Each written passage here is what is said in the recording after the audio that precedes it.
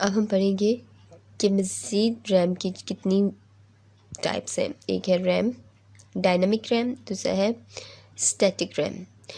सबसे पहले हम पढ़ेंगे D RAM.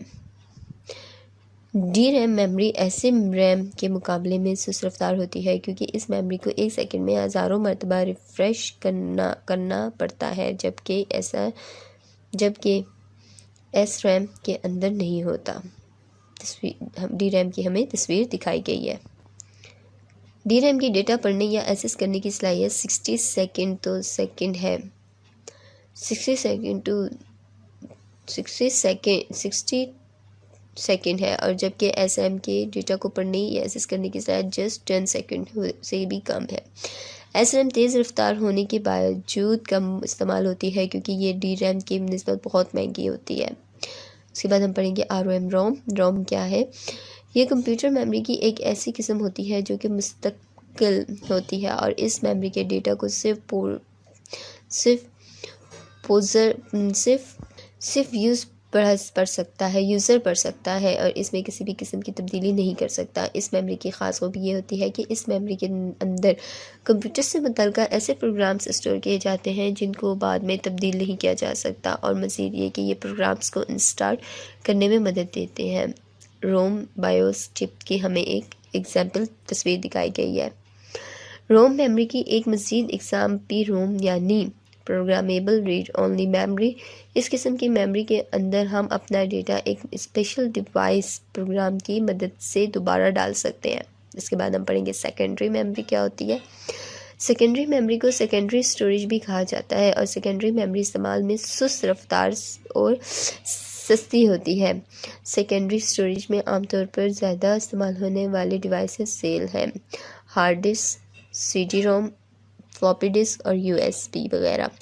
Secondary memory computer का वो हिस्सा होता है जहां डेटा और प्रोग्राम ज़्यादा अरसे तक स्टोर रह सकते हैं। सेंट्रल प्रोसेसिंग यूनिट बराह रास्त इन सेकेंडरी या स्टोरेज डिवाइसेस के अंदर मौजूद डेटा को प्रोसेस करने के लिए इस डेटा को अपनी रैम के अंदर मुंतकिल करता है। Primary memory and secondary memory के दरमियान फ़र्क, difference between the primary memory and secondary memory. अब हम देखेंगे कि इन दोनों के दरमियान क्या फ़र्क है, कि ये है तो ये दोनों मेमोरीज, लेकिन इन दोनों के दरमियान फ़र्क क्या है।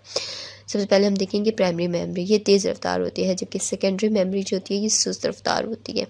प्राइमरी मेमोरी जो है महंगी होती है, लेकिन सेकेंडरी मेमोरी सस्ती होती है। प्राइमरी मेमोरी डेटा स्टोर करने की सलाहियत कम होती है, जबकि सेकेंडरी मेमोरी में डेटा स्टोर करने की सलाहियत बहुत ज़्यादा होती है।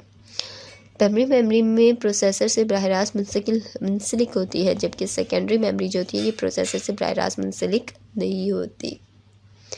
इसके बाद हम पढ़ेंगे कंप्यूटर बसेस। कंप्यूटर बसेस क्या है? सबसे पहले हम पढ़ेंगे डेटा बस, जबकि हमें एक डेटा बस जो है उसकी तस्वीर भी दिखाई गई है। डेटा बस में बुनियादी तौर पर तारों और का मजमुआ होती है। डेटा बस इन हदायत या डेटा को मुंतकिल करने के लिए काम आती है जो कि प्रोसेसर की तरफ से आ रहा होता है या प्रोसेसर की तरफ से जा रहा होता है। डेटा बस दोनों सिमत में काम करती है। बस के साइड्स को बस की विड्थ कहते हैं।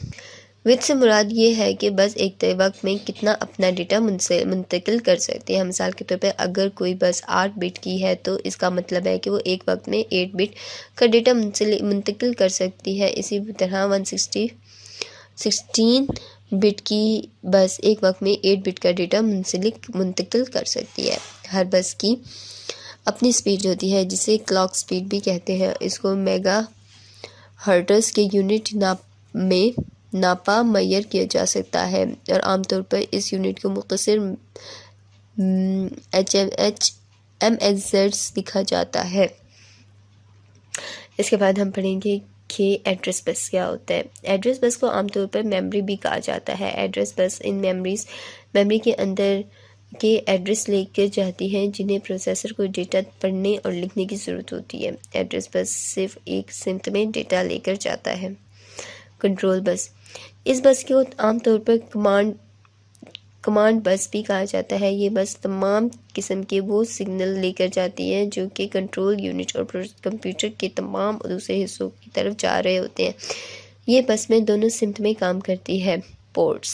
पोर्ट बुनियादी तौर पर एक इंटरफ़ेस होती है। इंटरफ़ेस से मुराद वो राब्ता या लिंक होता है जो कि किसी भी डिवाइस को अपना काम बेहतरीन तरीके से करने में मदद करती होती है, पोर्ट कहलाती है।